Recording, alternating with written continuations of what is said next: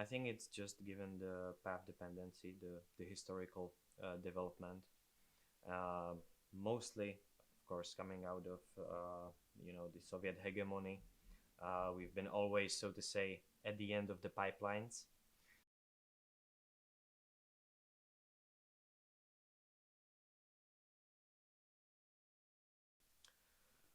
Well, I would start that now, of course, we see the Russian-induced war in Ukraine, and it's the main reason why actually the energy prices went up. But we also have to look also in the previous year, 2021, when there has been quite a pressure from the state-owned Russian gas company Gazprom, when a lot of their European storages were actually not filled into those levels that were promised. So this was like some first really fundamental issue on the market, on the gas market. Now the price of these commodities is hitting the Czech economy pretty strongly.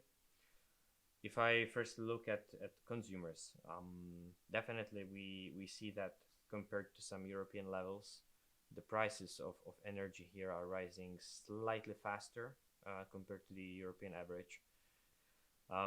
There has also been some other issues on the market and how the market was constructed, so to say, because there were many energy providers who focused on a spot market, who traded on spot markets, which were very favorable in terms of price.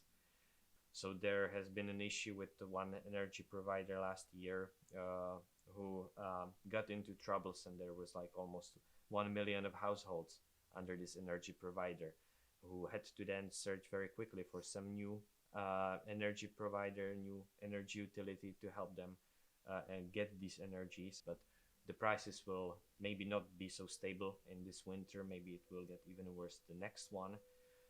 On the other side, of course, we are a very industrialized company. So when we now have a look at the industry itself, we are in a position that our country is very much dependent on hard to abate industries, quite energy intensive industries. Yeah, it's I would say a long lasting debate because we produce quite a lot of electricity out of different fuels. One of them being coal, mostly lignite, brown coal, which we know that we need to phase out from.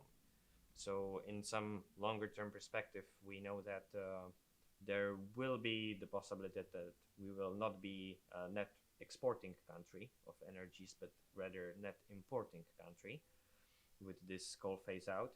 Um, of course, we also use natural gas to produce electricity. Now we will try to limit it as much as possible.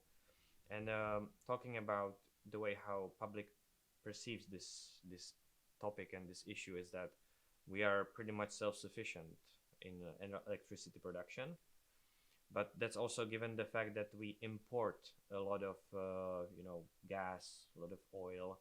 We have our own coal, but still that's only one part of the story. But yeah, we are exporting electricity. We are able to produce a lot of it from coal and nuclear, and the people are then asking why we actually then import back the electricity, so to say, from the European market with such a high price. And this is just given the fact how the electricity market is constructed. So we would not be able to be really self-dependent in energy. We are able to be self-sufficient with electricity production, but that's just a very tiny part of the story. Otherwise, we still have to be interconnected with the European market because of oil, because of all the other types of fuels that we use.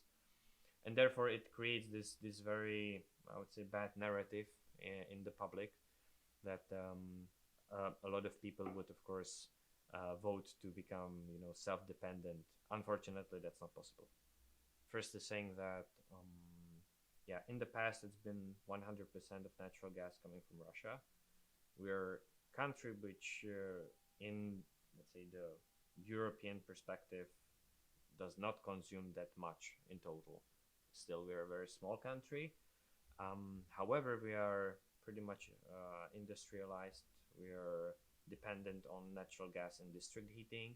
This is also given the way how the cities, the big cities, were built, and therefore it is not very easy to switch the fuels from day to day.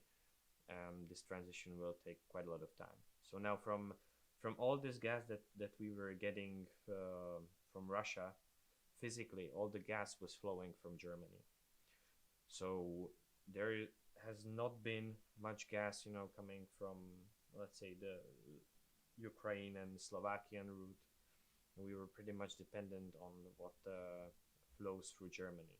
Number one supplier is now Norway and US, because Norway is still interconnected with other EU countries via pipelines.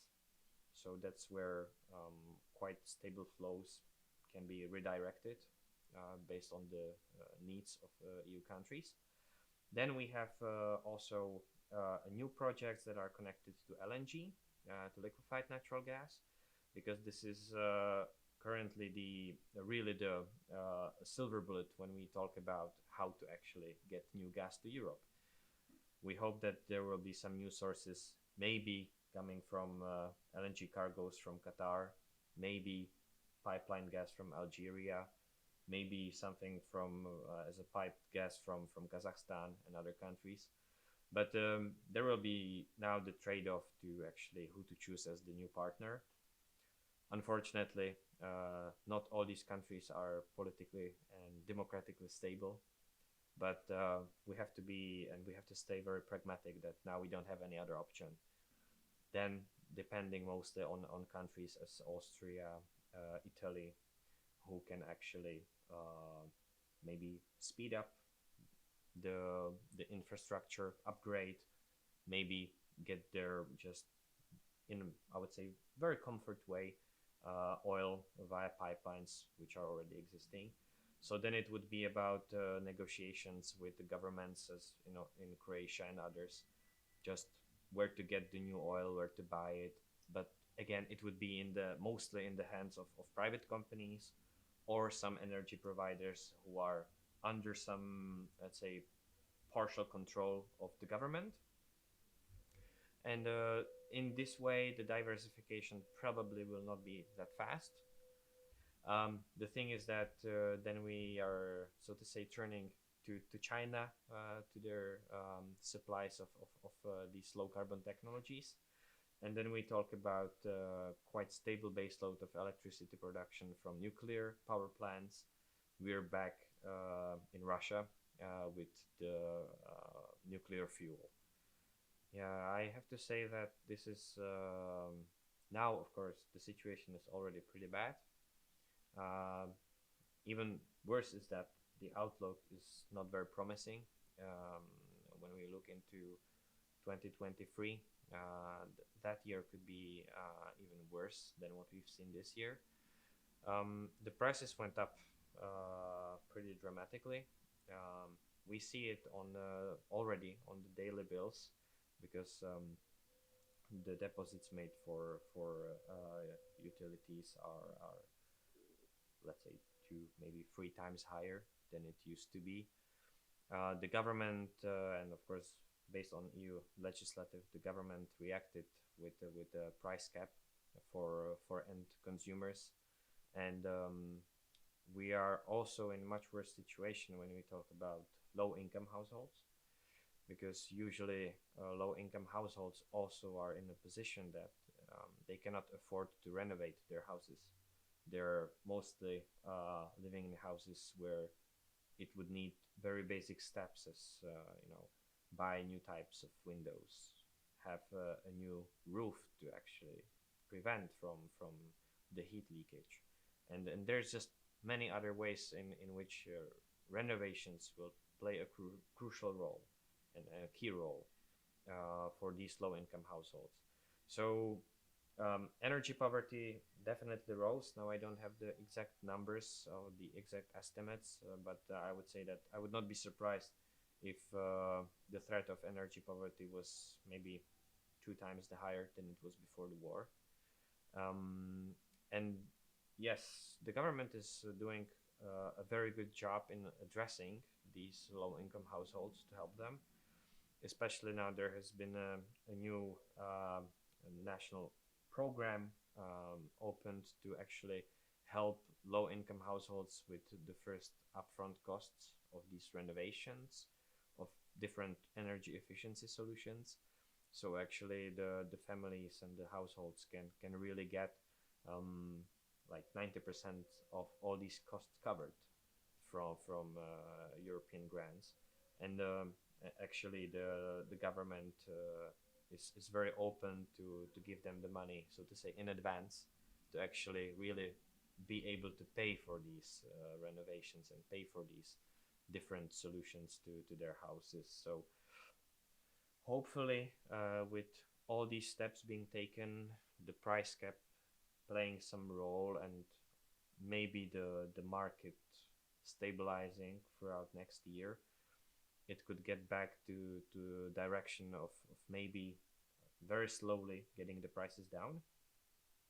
And that the same applies to the general idea of European Green Deal and the way how we actually think about energy, environment, and other issues. Because we now see that it is the war that actually caused us to think about this transition in much maybe faster perspective. Maybe if we were just on a business as usual scenario, there would be still many people being green skeptic, maybe being more Eurosceptic still, which was very popular in Czech Republic. If we look on the global market, there is enough of gas for all the nations for next 50, maybe 100 years. So now there is not a problem about the availability of gas or availability of oil. Now it's more issue about some short-term supply and demand imbalance. On the other hand, Europe and also many other regions and countries are much more focused now towards 2050, towards climate neutrality. When it comes to how we as households, how we as consumers behave, I know that there is a lot of pressure on the many, not only low-income households, but low-income households are really under the biggest pressure. But in general, we as people in Czech Republic, people in Europe, should really think about what's happening in Ukraine. And here we have only one dimension of war, the energy dimension. But in Ukraine, there are all the dimensions of war at one moment. And we should just support Ukraine. We should not get poisoned by high energy bills, because this is actually what is the master plan of Mr. Putin. So we should actually really stay strong, get over this single dimension of war, but not let Ukraine lost.